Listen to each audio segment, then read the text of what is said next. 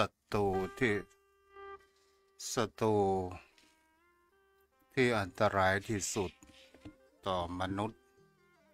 คือตัวกูของกูที่ทำให้ทุกข์ที่ทำให้วุ่นวายเดือดร้อนขอยกมือ10 นิ้วกราบนอบน้อมวันตาอภิวาทน้อมระลึกถึงอย่างพระอรหันตสัมมาสัมพุทธเจ้าผู้แสวงหาซึ่งประโยชน์อันยิ่งใหญ่ขอนอบน้อมอย่างพระธรรมคำสอนในศาสนานี้ที่องค์สมเด็จพระสัมมาสัมพุทธเจ้าได้ตรัสแสดงไว้ดีแล้วขอนอบน้อมระลึกถึงอย่างพระสงฆ์สาวกหมู่ใหญ่ผู้มีทิฏฐิอันหมดจดแรงงดงามโดยเสียงก้าวของข้าพเจ้าและขอถวายความเคารพนอบน้อมไหวสามายังครูบาอาจารย์พระเถระเจ้าพระภิกษุสงฆ์สามเณร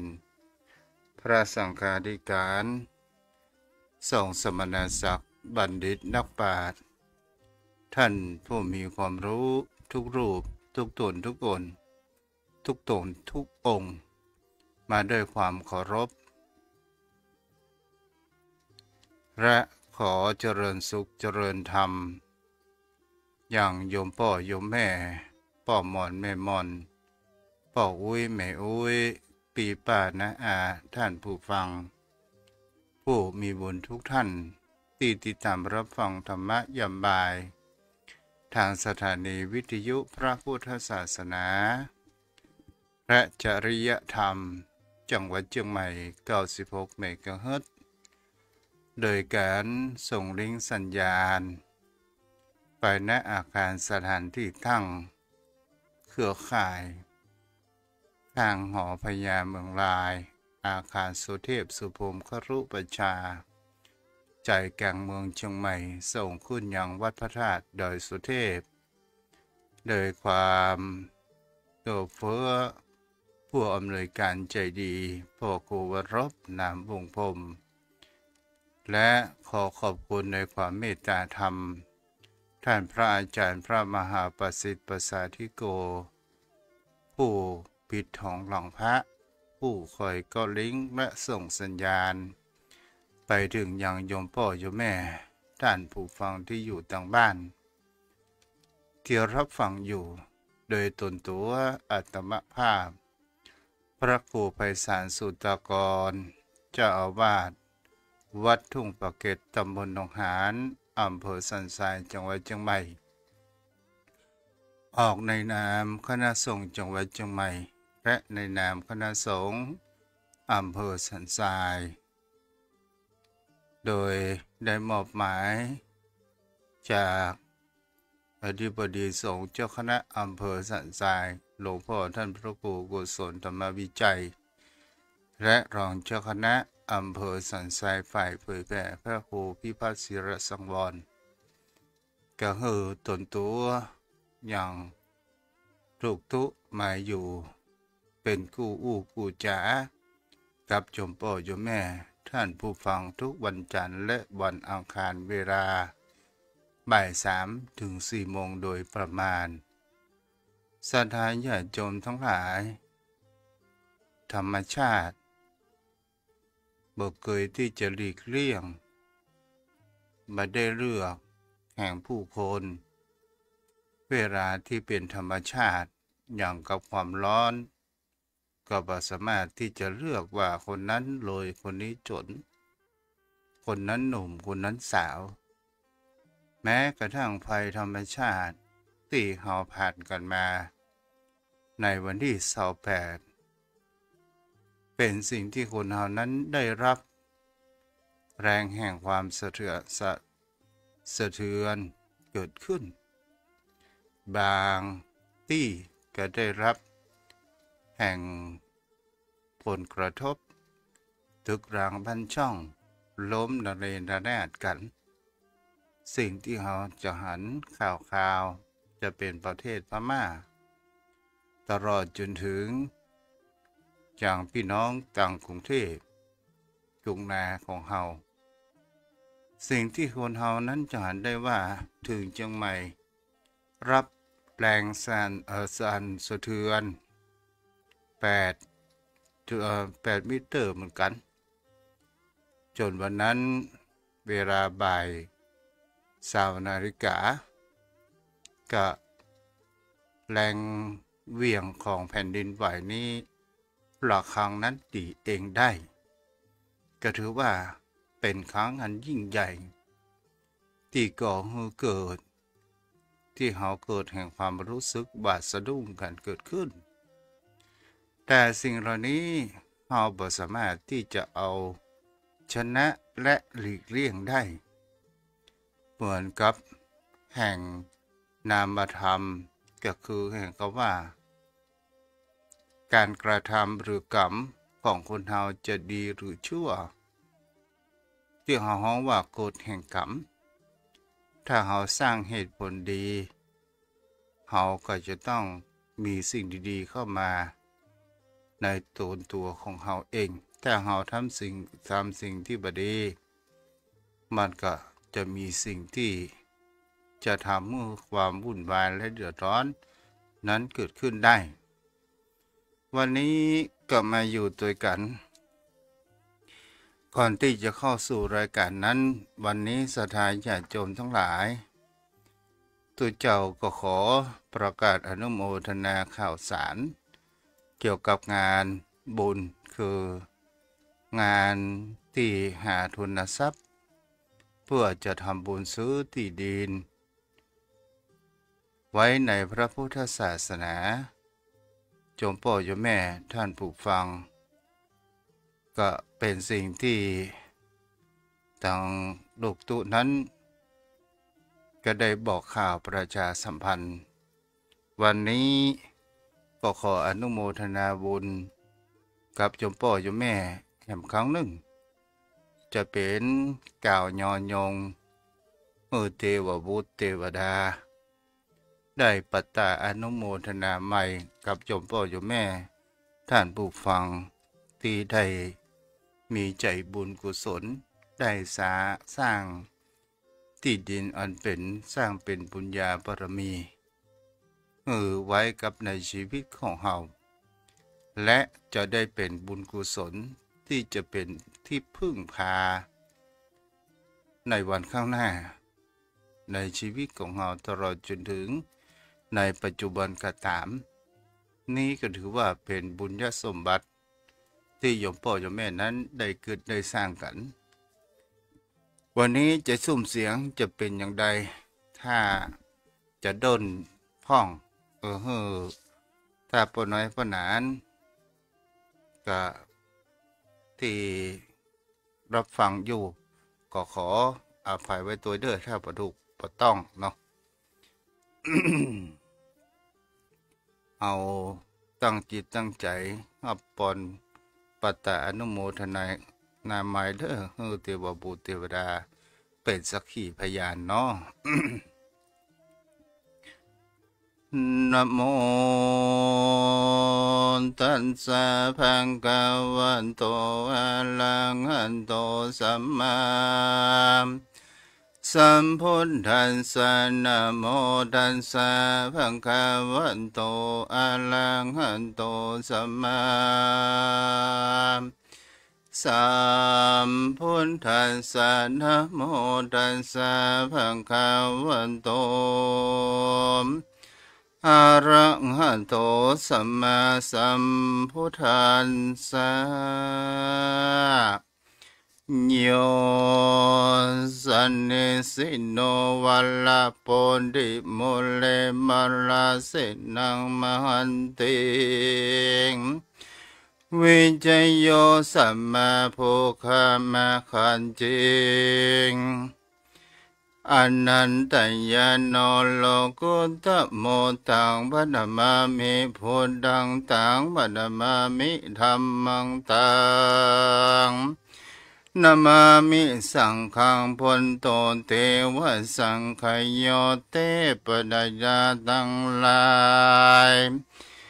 แม่นางธรณีจอมที่จอดินเทวบุตรเทวดาทั้งหลายจงมาเป็นสักขีพยา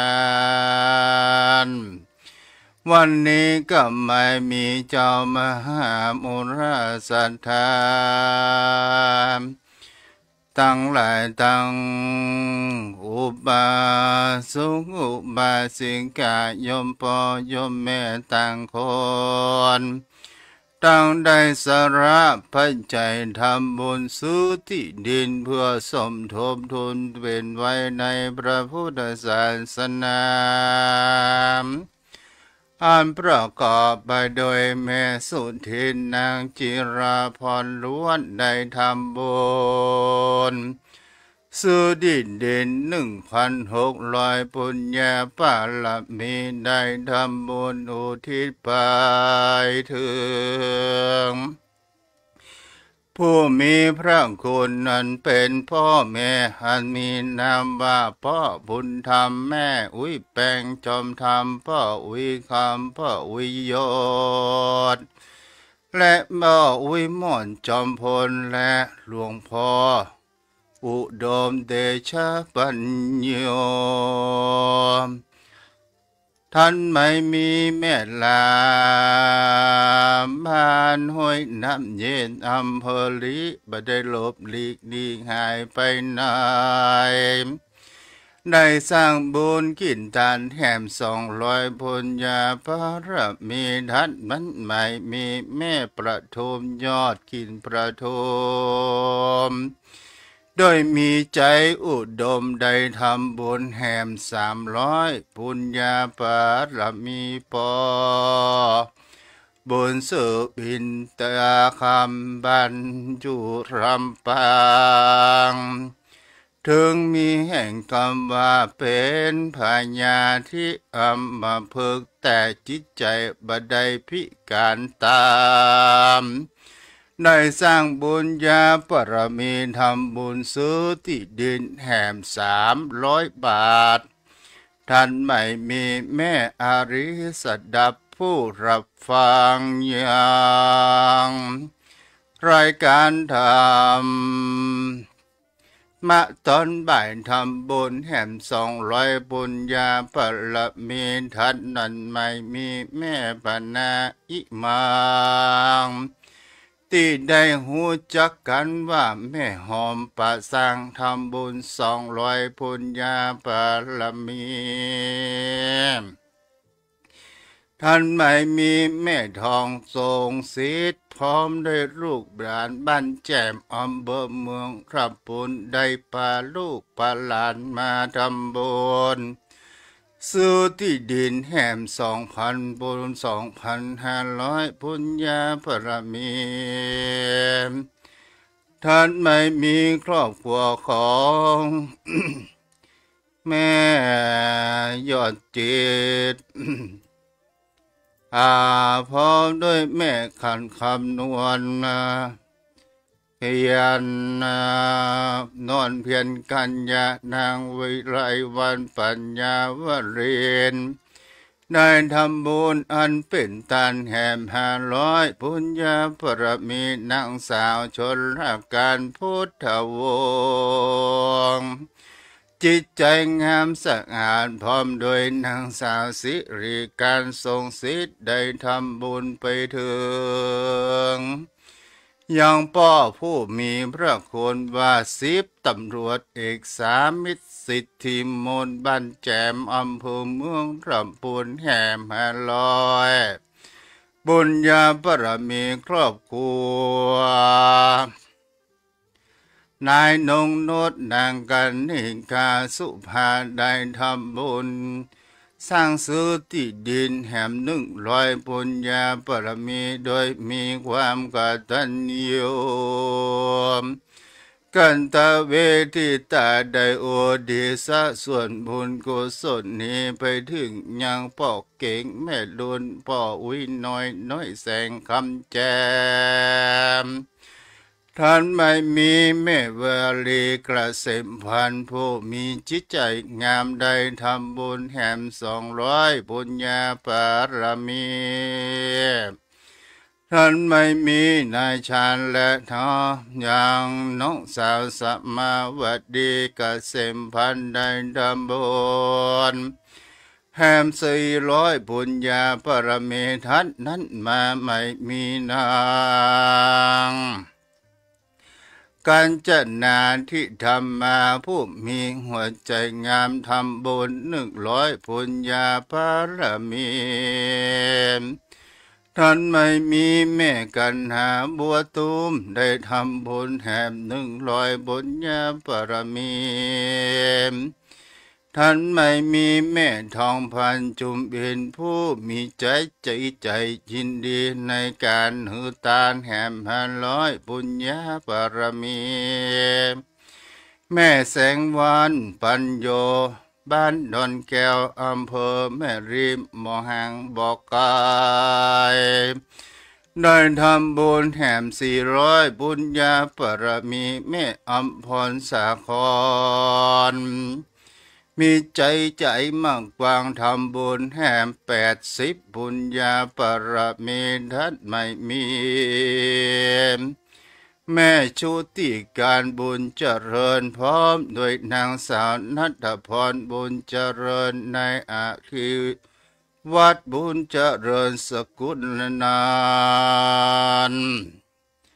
นางพัทราพรขันธีได้ทำบุญสร้างบุญญาปรมีสุติดินร่วมทำบุญ500บุญญาปรมีได้อุทิศส่วนบุญกุศลนี้ไปถึง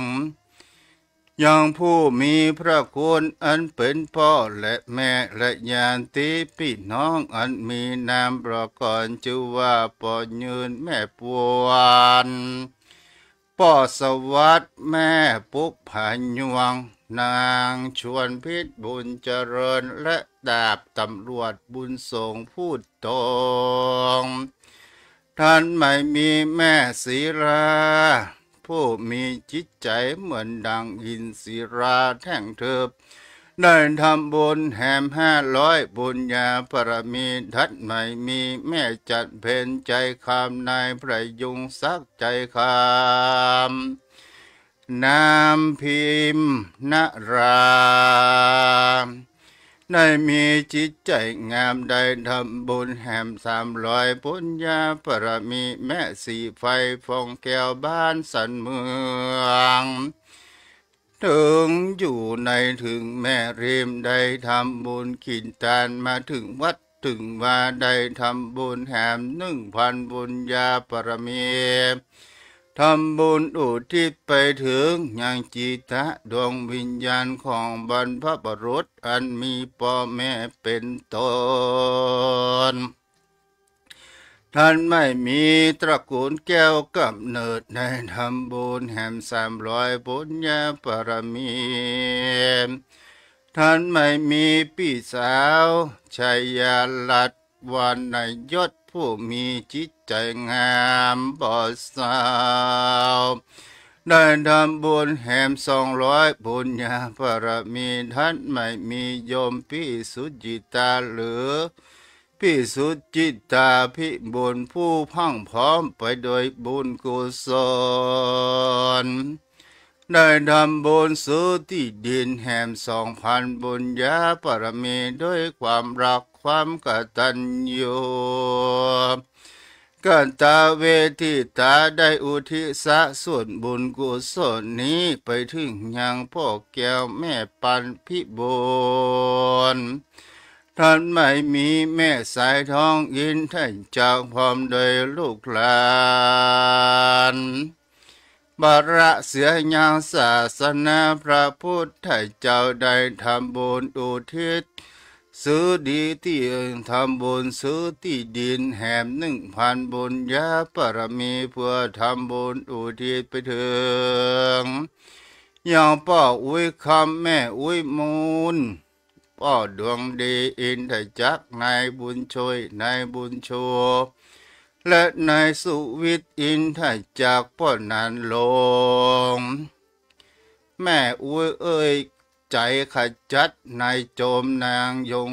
นายยงยุทธ ใจขจัด1,000บุญญาบารมีถึงแม่นั้นได้เป็นคนได้สรรสะได้สร้างสองสมบุญกุศลเตือนหน่อยก็มาทำบุญกินตันกับวัดทุ่งประเกศนั้นไม่มีแม่บุญเลื่อนหรือว่าแม่บัวบนผู้มีจิตใจบุญกุศลบ้านป่าลานถึงเย็บพาก็ได้เก็บทรัพย์ต้นน้อยมาทำบุญถวายเป็นตันแหม200บุญญาบารมีท่านไม่มีแม่บุญเลื่อนจักคำบ้านหนองคายเทวดาถึงจู่ไก่กาแต่แม่มีจิตใจงามเหมือนดังเทวดาทำบุญแห่แม่100บุญญาบารมีฝากทุกปีแฝดมาท่านไม่มีเจ้ามหามุราสันธาเพราะนั้นคำโพนดวงดีผู้มีจิตใจดีงามบ่สาวได้ทำบุญแหม1,000บุญญาบารมีท่านไม่มีโยมพี่อ่อนอนงยอดขินประทุมแหม1,000บุญญาบารมีผู้มีจิตใจงามเหมือนดอกบัวตูมท่านไม่มีป้อนานอินโสมหรือว่าป้อนาน74ผู้มีจิตใจดีอาจใส่งามยิ่งนักทำบุญแหม1,000บุญญาบารมีท่านไม่มีแม่ติมบ้านอุโมงค์ถึงทำการทำงานก็ได้เก็บทรัพย์เตือนน้อยได้ทำบุญแหม500บุญญาบารมีท่านไม่มีแม่สาวคำนวณทำบุญแหม500บุญญาบารมีแม่ใดมีจิตใจดีบ่เศร้านาขอสัทธาทั้งหลายจุผู้จุคนโดยเตจักกุศลส่วนนาบุญทันอย่างนี้มีมาขอจุงอาจได้รักษาอย่างศรัทธาโยมพ่อโยมแม่ผู้ได้กินได้ทานจุคนขอบุญกุศลนี้อาจเตรียมตนได้เมืองคนและเมืองฟ้าขอนำแน่นนาไปสู่นิรปัญญาเมื่อได้เกิดในวัฏสงสารขอใหญ่ตุกได้ยากได้อับได้โจรขอเกิดมาข้างใดเป็นคนก็มีความสุขมุ่งตามีเป็นผู้มีบุญมุ่งมั่งขอได้เกิดเป็นผู้ร่างยามเมื่อได้เตียวในสงสารของมีอาชัยยันจังแม้มีตังพื้นแผ่นผ้าเครื่องครัวถ้าลงมีตังเงินคำเต็มทงบรุแห่งขาดของได้จุตั้งเลี้ยงอัตตาตามแต่ตนและใดเตตัญญาเมื่อใดเกิดในวัฏสงสารอย่าได้มีพยานของใดนะบุญอย่างนี้อาตามรักษาได้อยู่สุขดิกามานาไปจุปีจุเดือนจุวันจุยามจงมีอายุมันติการ้อยสาววาสามันเตียงแต่เตอจยะราพังจยะโสธีภวันตุเต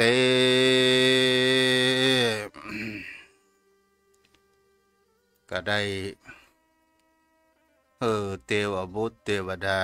ได้เป็นสักขีพยานกับโยมพ่อโยมแม่ได้รับฟังกันเนาะวันนี้เพราะว่าในช่วงนี้วันนี้เป็นวันที่31 เดือนมีนาคมพุทธศักราช2568วันพรุ่งนี้ก็เป็นวันที่1เดือนเมษายนโยมพ่อโยมแม่ท่านใดที่อยากจะสร้างบุญสร้างกุศลก็สามารถที่จะติดต่อเข้ามาได้เด้อที่เบอร์โทร063 163 9950ใจเวลามาพอสมควรเอาละโยมพ่อโยมแม่วันนี้เราจะมาอยู่ในเรื่องพญามิลินทปัญหาในเรื่องแห่งคำว่าตอนที่พญามิลินนั้นกับพระนาคเษนได้สนทนาธรรมกันเกิดขึ้นโยมพ่อโยมแม่ก็ได้ถามลักษณะที่แห่งคำว่าแล่นไปด้วยดีในลักษณะแห่งคำว่าศรัทธานี้เป็นสิ่งที่คนเฮานั้นจะหันได้ว่าเป็นปัจจัยแรกของผู้คนเฮาจะทำอะไรอย่างก็ตามถ้าเฮาไม่มีศรัทธาไปแล้วเฮาบ่สามารถที่จะทำสิ่งนั้นสำเร็จได้ศรัทธากับฉันทะอันนั้นคือความพอใจศรัทธาคือความเลื่อมใสความเชื่อมั่นในสิ่งที่เฮามีใจเลื่อมใสศรัทธาอย่างเฮาเชื่อมั่นในพระรัตนตรัยในเชื่อมั่นในหลักธรรมคำสอนขององค์สมเด็จพระสัมมาสัมพุทธเจ้าว่าทุกสิ่งทุกอย่างมีเหตุและมีผลเกิดขึ้นนี่ก็คือเป็นหลักกฎเกณฑ์ของธรรมชาติของวิถีชีวิตของคนเฮาสิ่งนี้มีสิ่งนั้นจึงมีสิ่งนี้บ่เกิดสิ่งนั้นก็บ่เกิดมันเป็นไปตามเหตุและปัจจัยเกิดขึ้นในสิ่งที่เฮามีศรัทธาในพระรัตนตรัยที่เฮาเขียนในทะเบียนบ้านกันว่าเป็นพุทธศาสนาเฮาเป็นพุทธศาสนาในทะเบียนบ้านหรือว่าเป็นพุทธศาสนาอันมาจากจิตใจนี้เป็นประการหนึ่งจำพ่อจำแม่ท่านผู้ฟังทั้งหลายสิ่งที่คนเฮานั้นจะหันได้ว่าคำว่าศรัทธาเฮาก็จะต้องมีสติและปัญญาคอยกำกับดูแลเฮาจะหลงเชื่ออย่างขาดปัญญานั้นเรียกว่าเป็นตัวหลงอยู่ในประกอบไปด้วยอวิชชาเกิดขึ้นแต่หลักในของพระพุทธศาสนานั้นศรัทธาอันประกอบไปด้วยปัญญามันจะนำพาแห่งความสำเร็จเกิดขึ้นของคุณเฮานั้นได้ในที่นี้ศรัทธาญาติโยมทั้งหลายในแห่งพญามิลินนั้นก็ได้ถามว่าศรัทธามีลักษณะแล่นไปด้วยดีเป็นอย่างไรพระนาคเษนนั้นก็ได้ตอบว่าก็เหมือนอย่างว่าพระโควาจรที่เห็นจิตผู้อื่นพ้นจากกิเลส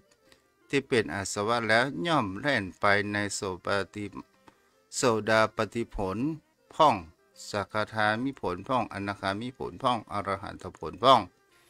ย่อมทำความเพียรเพื่อบรรลุธรรมที่ตนบรรลุเพื่อได้ถึงในสิ่งที่เพื่อได้ทำที่ตนยังบ่ได้เตื้อเพื่อที่ได้หันแจ้งแห่งธรรมเพื่อได้หันแจ้งศรัทธามีลักษณะแล่นไปเป็นอย่างนี้ศรัทธาญาติโยมทั้งหลายถ้าหาอู้ทรัพย์แห่งคำว่าภาษาในจรึกในพญามิลินมันเป็นภาษาทางการ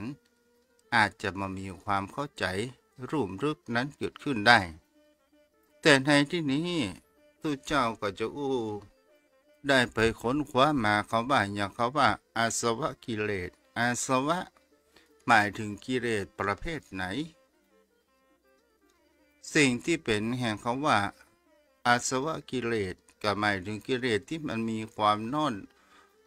เนื่องอยู่ในจิตในใจของบุคคลเฮาแล้วมันประกอบไปอย่างไปแหมเล่ามันประกอบไปด้วยกิเลสที่แห่งเขาว่ากามภพ การพบทิฏฐิและอวิชชาเอาตีลงไปแหมสถานญาติโยมทั้งหลายไอ้ยังคือกามไอ้ยังคือภพไอ้ยังคือทิฏฐิไอ้ยังคืออวิชชานี่มันอยู่ในสันดานแห่งจิตในใจของคนเฮาที่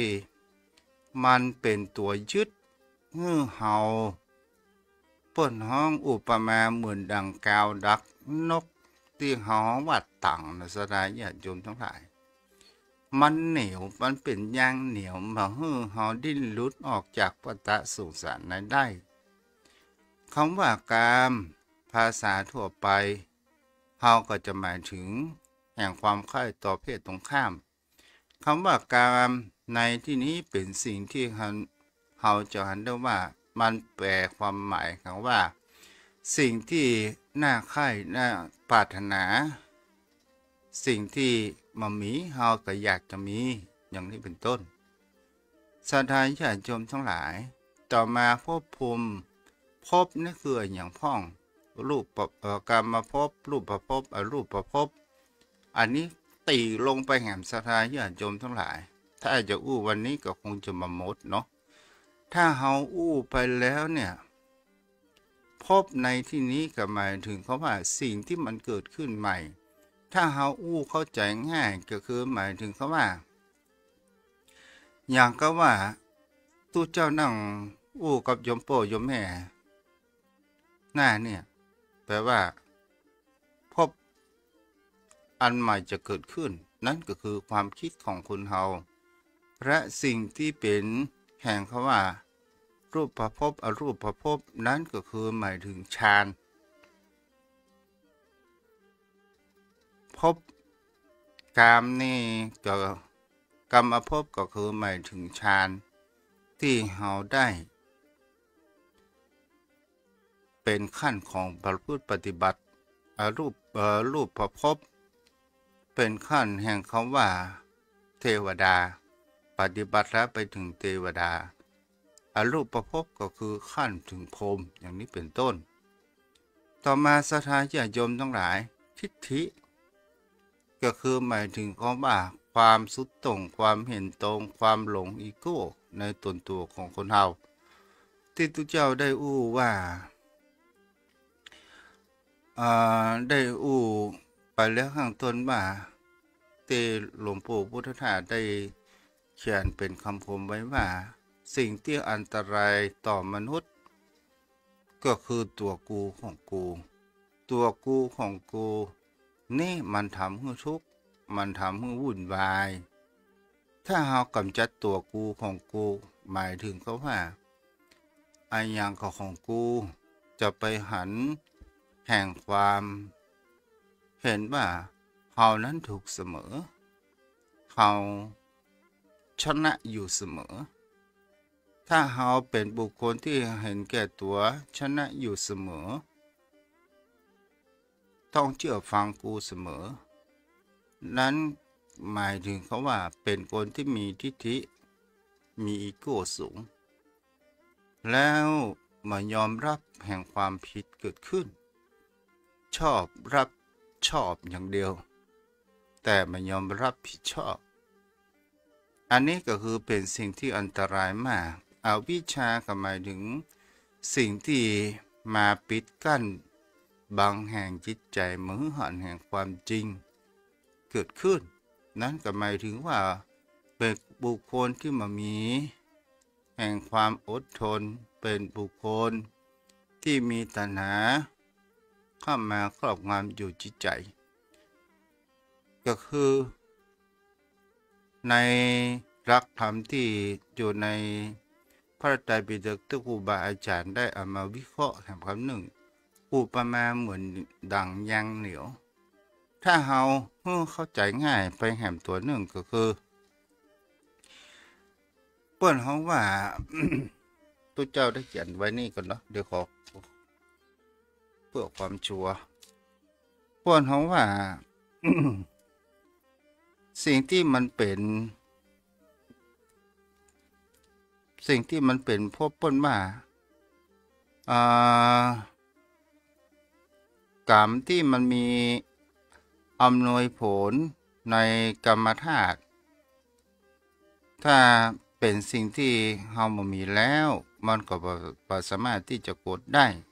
ปรากฏได้ถ้าเฮาอู้กรรมวิญญาณตัณหาและเจตนาอวิชชาเปิ้นได้อุปมาว่าจะเป็นพืชจะเป็นข้าวเปลือกก็ตามจะเป็นมะม่วงก็ตามจะเป็นที่มันเป็นเมล็ดมันยังมียางมีเชื้อที่มันจะก่อให้เกิดแพร่พันธุ์ได้อยู่กรรมเปิ้นก็อุปมาเหมือนดังเป็นนาหรือไร่วิญญาณก็อุปมาเหมือนดังพืชตัณหาก็อุปมาเหมือนเป็นยางเจตนาก็คือความปรารถนาแล้วตัวที่หว่านลงไปนั้นก็คือตัวอวิชชาเป็นตัวฐานตัณหาเป็นตัวผูกใจเป็นยางเป็นสิ่งที่คนเฮานั้นถ้าเฮาไปอู้ไปแล้วก็คือทุกอย่างที่ได้อู้มาว่ากรรมอุปมาเหมือนดังนาวิญญาณเหมือนดังพืชคือเมล็ดข้าวเปลือกตัณหาก็เป็นเม็ดข้าวนั้นบ่รีบเม็ดข้าวนั้นมันยังมียางอยู่มีเชื้ออยู่เจตนาเป็นสิ่งที่เฮามีความปรารถนาแล้วอวิชชาเป็นตัวป่นของว่าสิ่งที่เฮาประดิษฐานลงไปนี่แหละเป็นสิ่งที่บุคคลเฮานั้นจะหันได้ว่าถ้าเฮาสรุปไปแห่งตัวหนึ่งอวิชชาเป็นเครื่องกั้นตัณหาเป็นเครื่องผูกอันนี้โยมพ่อโยมแม่ได้คิดกัน แล้วพญาพิลีนนั้นก็ได้อู้ไปแห่มสถานญาติโยมทั้งหลายได้ถามยาภาคนาคเสนไปแห่มว่าขอพระผู้เป็นเจ้าขอพระคุณเจ้าได้อุปมาให้โยมอีกหน่อยได้ไหมพระนาคเสนกล่าวว่าพญามิลินนั้นย่อมมีความกระจ่างในเรื่องลักษณะของศรัทธาเถื่อศรัทธาญาติโยมทั้งหลายพระนาคเสนนั้นก็ได้อุปมาไปว่าเจริญพรมหาภพิตรมหาเมฆจะทำให้ฝนตกยอดบนภูเขาน้ำจะไหลลงมาที่ต่ำลงไหลลงสู่ลำธารทำให้เป็นแม่น้ำให้น้ำเต็มน้ำจะไหลเซาะซึมไปทุกที่ทุกทางในที่ต่ำที่ลุ่มเมื่อน้ำนั้นเป็นลำธารใหญ่และชุมชนหรือว่าผู้คนไม่กล้าที่จะข้ามแม่น้ำนั้นจนถึงมาบุรุษบุคคลหนึ่งได้ข้ามแม่น้ำนั้นไปถึงอีกฝั่งหนึ่งผู้คนที่อยู่ข้างหลังรอตั้งนานที่ไม่กล้าเห็นบุรุษข้ามได้เขาก็ข้ามตามพระโยคาวจรก็ฉันใดก็ฉันนั้นเป็นสิ่งที่จะเห็นได้ว่าบุคคลย่อมข้ามว่างกิเลสได้เพราะศรัทธาข้ามมหาสมุทรก็คือข้ามแห่งคำว่าสังสารวัฏข้ามได้เพราะไม่ความประมาทร่วงทุกข์ไปได้เพราะความเพียรย่อมบริสุทธิ์ได้เพราะปัญญาในที่นี้ศรัทธาญาติโยมทั้งหลายเราจะวิเคราะห์กันไปข้อๆไปว่าศรัทธาเนี่ย บุคคลที่ข้ามแม่น้ำก็เหมือนกับกิเลสเหล่านี้เนี่ยศรัทธาญาติโยมทั้งหลายอย่างกับเราไปหันแม่น้ำที่เราบ่เคยข้ามสักกำเตื้อและเราไปหัน ว่าแม่น้ำนี้มันจะตื้นหรือลึกเราก็ไม่สามารถที่จะหูได้ตลอดจนถึงมีคนบุคคลท้องถิ่นนั้นข้ามให้เราดูเราก็เลยรู้ว่าแม่น้ำนั้นลึกหรือตื้นและเขาข้ามไปได้แปลว่าแม่น้ำนั้นตื้นเขาข้ามได้แม่น้ำมีเพียงแค่แอวหรือกางขาเป็นสิ่งที่จะเห็นได้ว่าง่าวมาชัดมูลเป็นว่าแม่น้ำนี่เจ้าลึกแต่อย่างนี้เป็นต้นแม่น้ำก็คือกิเลสกิเลสเป็นสิ่งที่คนเฮานั้นเฮาบ่กล้าข้ามเพราะว่ามันฝืนทวนกระแสเกิดขึ้นกิเลสมันคืออะไรอย่างเขาว่าเขาด่าเฮาถ้าเฮาบ่ฝืนเฮาบ่อดทนเฮาไปตามกิเลสเฮาก็จะตอบโต้เขาทันทีทันใดเมื่อเฮาตอบโต้กันทันทีทันใดจากการที่เฮาเป็นมิตร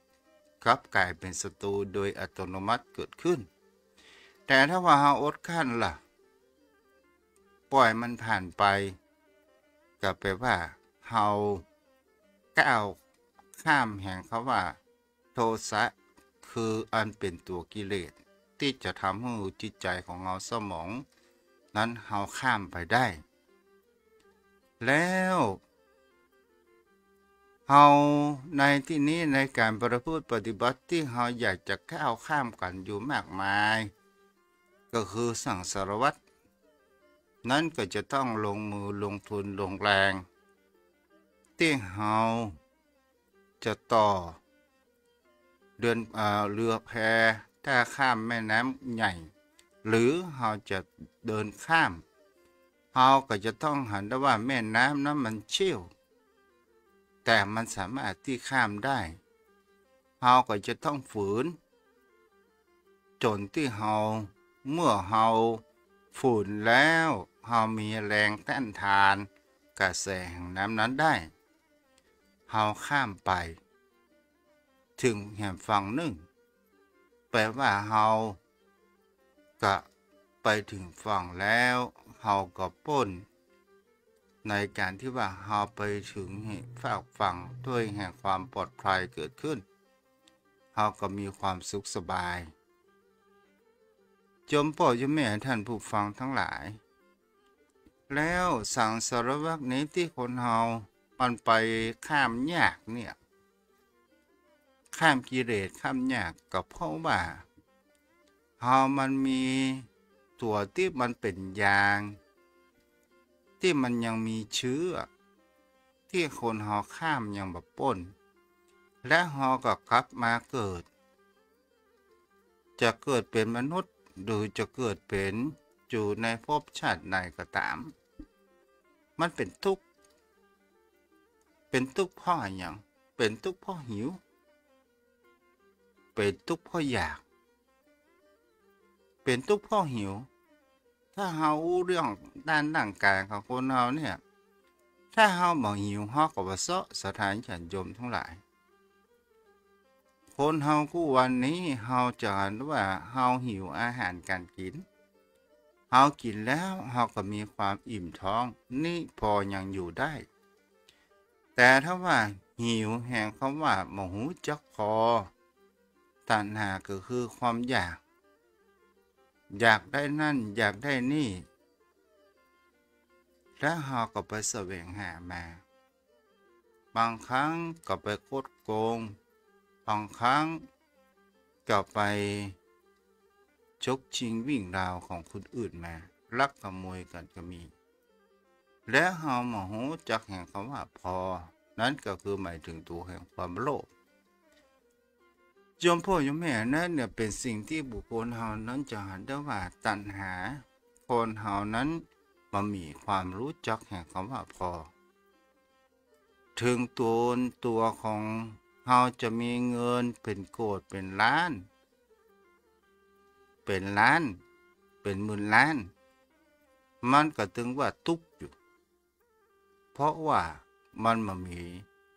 จุดลิมิตที่แห่งคำว่าอิ่ม เหมือนกับดังเฮากินข้าวแต่เฮาจะข้ามแม่น้ำนั้นได้เฮาก็จะต้องประเมินความแข็งแรงร่างกายตนตัวของคนเฮาจอมพ่อจอมแม่ท่านผู้ฟังถ้าเฮามีความพยายามในการที่ว่าเฮามีวิริยะมีความเพียรก็หมายถึงว่าประเมินร่างกายของเฮานั้นมีความแข็งแรงเพราะว่าเฮานั้นชอบออกกำลังกายเฮาสามารถที่จะข้ามแม่น้ำได้แต่ข้ามแม่น้ำแห่งกิเลสวัฏสงสารนี้เฮาก็จะต้องออกกำลังแห่งจิตใจนั่นก็คือมันฝึกปรือแห่งคำว่ามีศีลและมีการประพฤติปฏิบัติและสั่งสมบุญกุศลด้วยการบริจาคทานบุญมา3 ทางก็คือ 1. ทาน 2. คือการรักษาศีล 3. เจริญสมาธิภาวนาการเจริญสมาธิภาวนาเป็นการกระอยู่กับจิตของตัวของเราเองและเป็นสิ่งที่เราจะเห็นได้ว่าเมื่อเราทำสมาธิจะก่อให้เกิดแห่งพลังแห่งจิตใจของคนเราเมื่อมีสติและเราจะมามีความบ่อนไหวเกิดขึ้นเอาละวันนี้ก็เอาไว้เพียงประมาณเท่าอี้เนาะจงพ่อจงแม่ท่านผู้ฟัง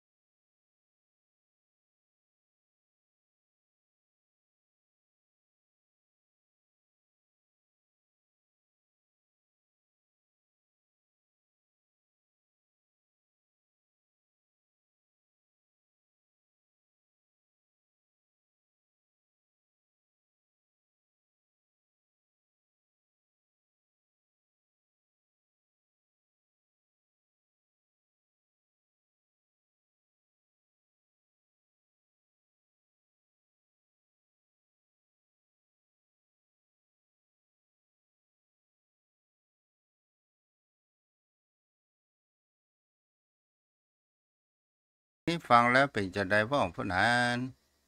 โอ้ได้สาระแก่นสารดีว่าท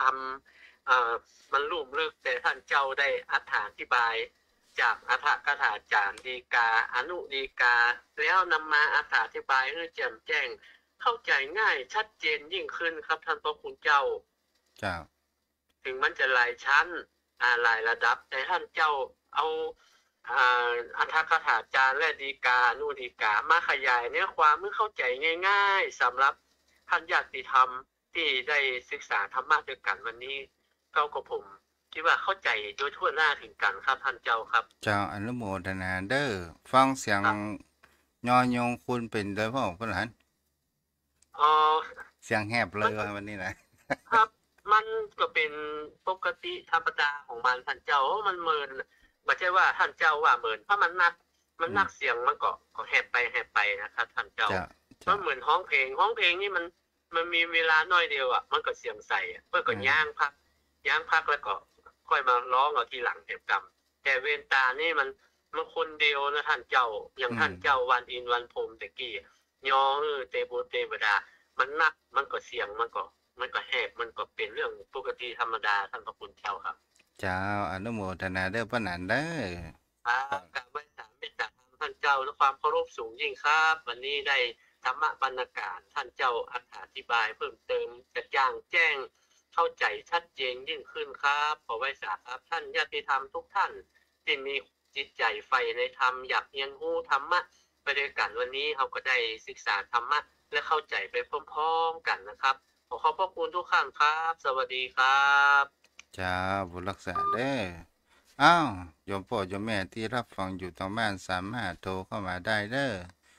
06316399500631639950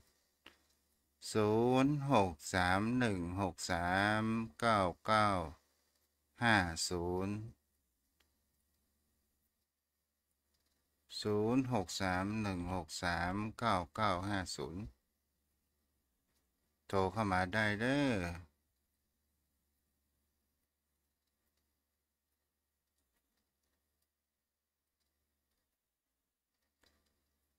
0631639950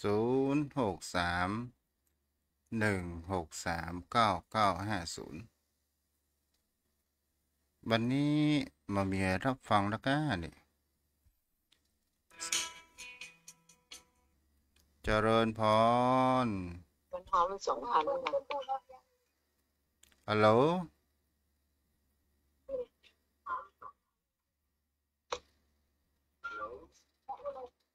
ฮัลโหลฮัลโหลเจริญพรนะแม่เด้อ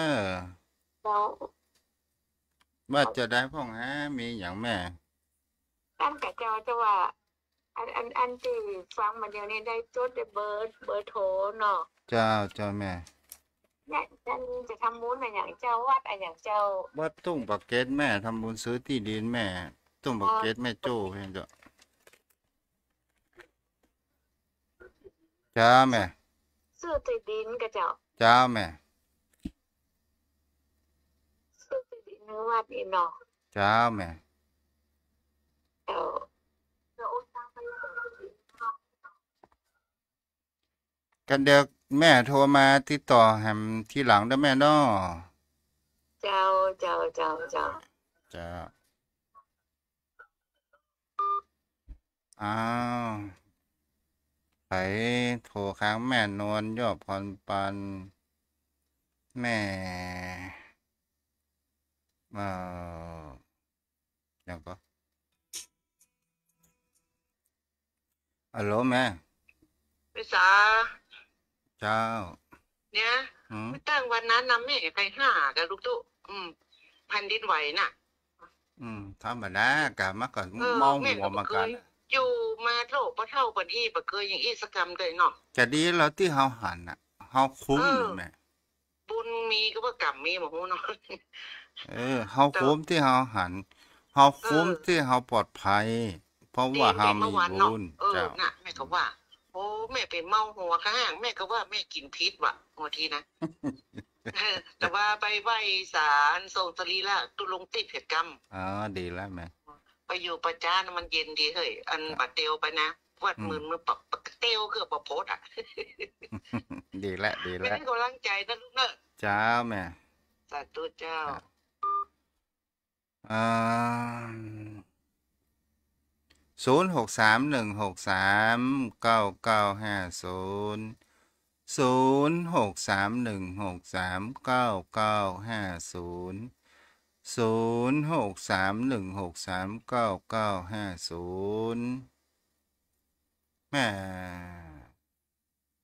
่เลื่อนมูลแก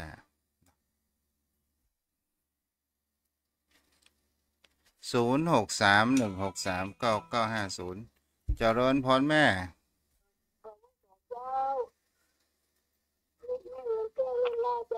แม่เดือนแก้วสันไส้มูลนะแม่เนาะ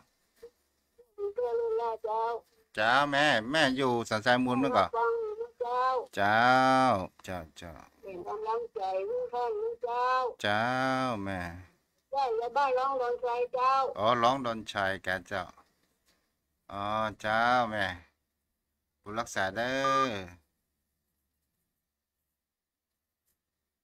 อ ร้องดนชัยเอาแหม3 นาทีแม่นวลยอดความปันตันปะตันมอรู้เนาะก็เดี๋ยวก็ติดตามรับฟังธรรมะเพื่อประชาชนจากท่านพระอาจารย์พระมหาอำนวยปัญญาวชิโรกุติปุแปดสำนักวัดพระสิงห์ส่วนลูกตุ้นั้นวันพุธเขาก็มารับฟังกันใหม่จะอู้ธรรมะเฮ้ยโยมพ่อโยมแม่ได้เข้าใจได้เกิดแห่งคำว่าสิ่งที่เราบ่ได้ฟังเราก็ได้ฟังสิ่งที่เราได้ฟังแล้วก็ตอกย้ำเมื่อเกิดแห่งความเข้าใจยิ่งขึ้นไป0631639950ช่วงนี้เป็นหน้าร้อนเมื่อเจ้าเย็นเมื่อตอนร้อนทำให้ร่างกายของคนเรานั้นสูญเสียน้ำและก่อให้เกิดแห่งความว่าเหนื่อยล้าจมพ่อจมแม่จะไปขาดน้ำเด้อหน้าร้อนนะจิบน้ำมันจะทำให้ชีวิตร่างกายของเรานั้นมีความสมดุลและก่อให้เกิดมามีโรคภัยเนาะเจริญพรแม่นวันยอดคำปาน เจ้าไว้ค่ะเจ้า เจ้าแม่ เจ้าแม่ฟังอยู่สปันแม่ก็จะหอมอยู่เด้อชื่อสีดินนะ เจ้าแม่ ได้อันสตางค์เชื่อเขา เจ้าก ำลังส่งเงินล่างกันวันนี้ เจ้าจะเป็นหยังแม่พร้อมเมื่อใดก็ว่ากันเด้อ เจ้า เจ้า เจ้าไว้ค่ะเจ้า เจ้าเอาละโยมพ่อโยมแม่เวลาหมดไปแล้วอายุวโนสุขังพลังบรรพุกมาฟังกันใหม่